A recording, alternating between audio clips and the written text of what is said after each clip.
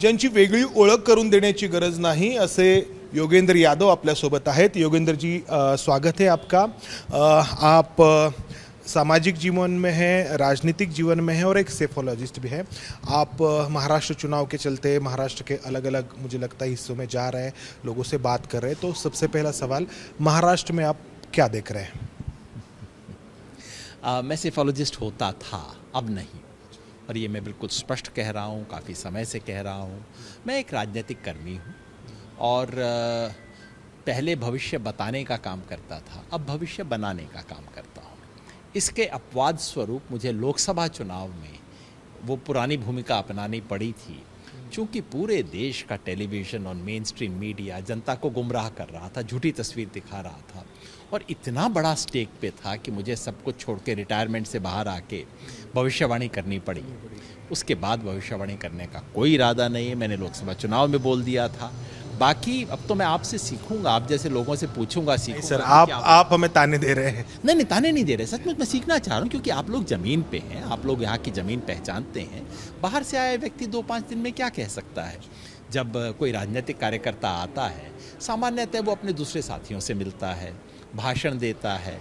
ऐसा करने से आपको चुनाव की तस्वीर पता नहीं लगती है। चुनाव की तस्वीर उस दिन पता लगती है जब आप किसी पत्रकार से ना मिलें, किसी नेता से ना मिलें, अपने साथियों का फ़ोन ऑफ कर दें, बिल्कुल साधारण लोगों के साथ बैठ के चाय पिएं, उनके घरों में घूमें। यही एकमात्र तरीका है, वो आप कर सकते हैं, वो मेरे लिए कठिन है। लेकिन आप अभी फिर भी मैं पूछूंगा कि आप महाराष्ट्र में घूम रहे हैं, लोगों से अलग अलग बात कर रहे हैं, तो महाराष्ट्र में सबसे जो बड़ा जो मुद्दा रहा था, शायद इस चुनाव में है या पता नहीं, कि जो यहाँ की जो 2 पार्टीज़ है वो टूट गई थी या फिर तोड़ी गई थी और उनके परिणाम स्वरूप लोकसभा चुनाव में कुछ अलग नतीजे महाराष्ट्र में हमने देखे थे। 31-32 सीटें महाविकास आघाड़ी की आई थी। तो अब आप क्या देख रहे हैं हरियाणा चुनाव के नतीजों के बाद? हरियाणा का सीधे कोई महाराष्ट्र से संबंध तो है नहीं, वो तो देश के ओवरऑल पॉलिटिकल मूड पे असर पड़ता है इन सब चीज़ों का। जो महाराष्ट्र का सबसे बड़ा मुद्दा था और इस चुनाव में लोकसभा चुनाव से भी ज़्यादा प्रासंगिक है, वो ये है कि यहाँ जिस तरीके से, जिसे मैं राजनीतिक डकैती बोलता हूँ, ये तो चोरी भी नहीं थी, ये तो बिल्कुल खुल्लम खुल्ला डकैती थी। नेता तोड़ेंगे, पार्टी तोड़ेंगे, सरकार तोड़ेंगे और आपकी आंख के सामने तोड़ेंगे, सुप्रीम कोर्ट की नाक के नीचे तोड़ेंगे। ये हुआ है महाराष्ट्र में। जाहिर है महाराष्ट्र की जनता ने इसे स्वीकार नहीं किया। महाराष्ट्र की जनता ने लोकसभा में इनको काफ़ी एक सबक सिखाया।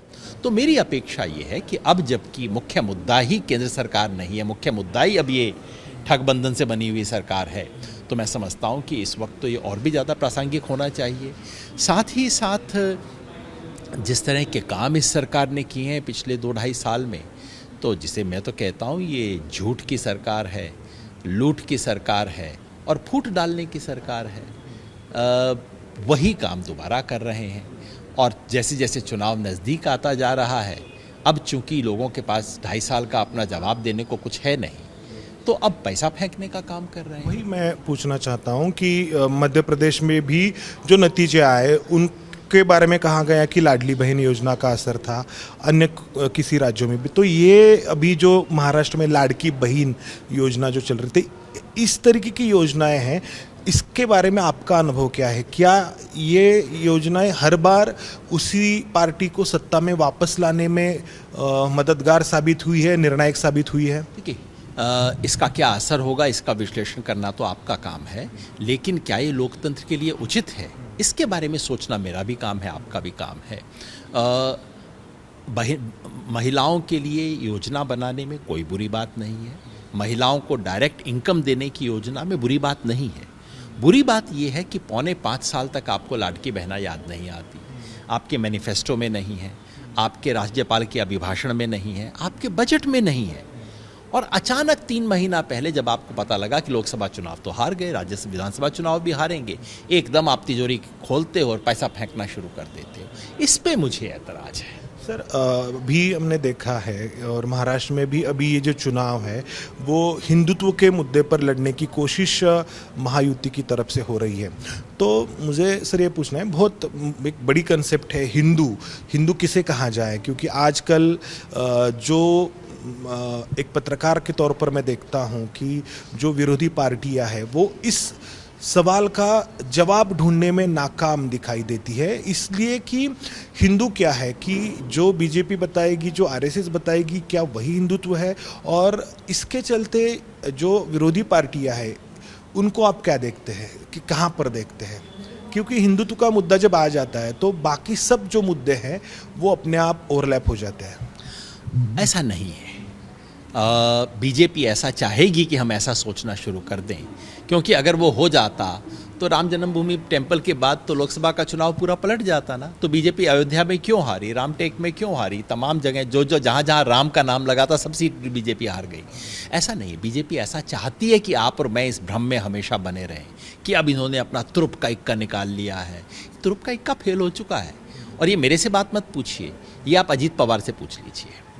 ये जो अजीत पवार ने परसों कहा, क्यों कहा कि मोदी जी ना आए, ये वाले स्लोगन यहाँ पे नहीं चलेंगे, ये तो मैं नहीं कह रहा ना, विरोधी नहीं कह रहे, ये तो उनका समर्थक कह रहा है, साथी कह रहा है, क्योंकि ये चला हुआ कारतूस है और जिससे इन्हें नुकसान हो सकता है।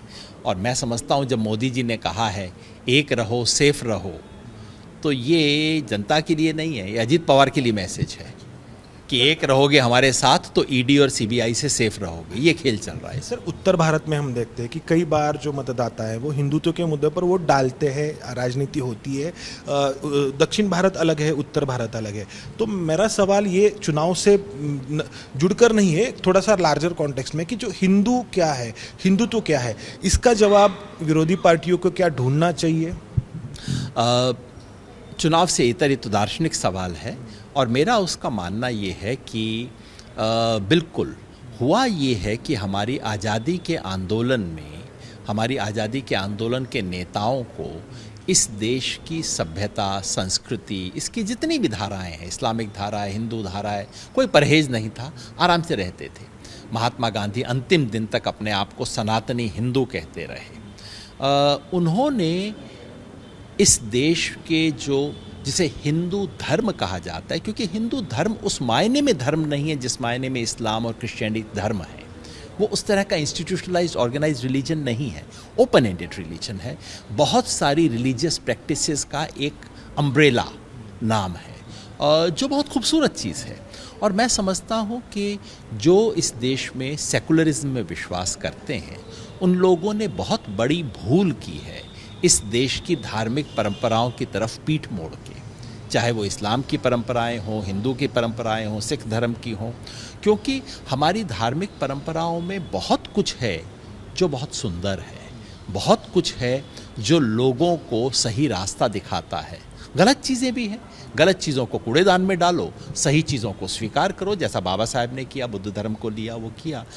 दिक्कत ये हुई है कि हमारे देश के सेकुलर लोगों ने सारे धर्म, धार्मिक परंपराओं और धर्म की भाषा से इतना उन्हें संकोच हो गया है कि उन्होंने अपनी पीठ मोड़ दी है।